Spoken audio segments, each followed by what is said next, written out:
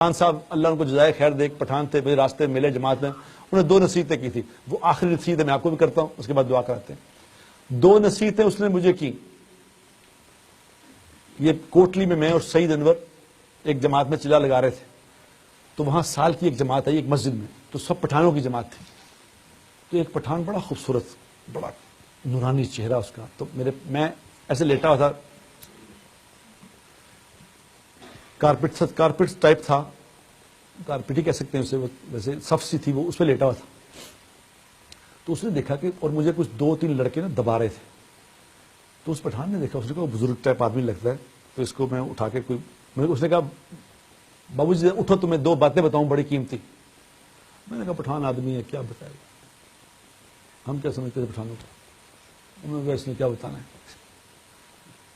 تو میں نے کہا یار لیٹے بتاؤ یار تم کیا بتانا ہے.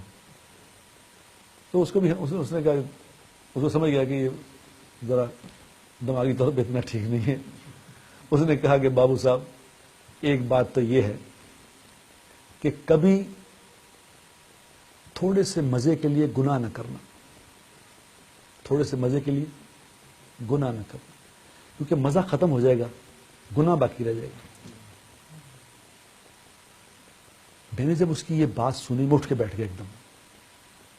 میں نے کہا پھر بتاؤ کیا کہا.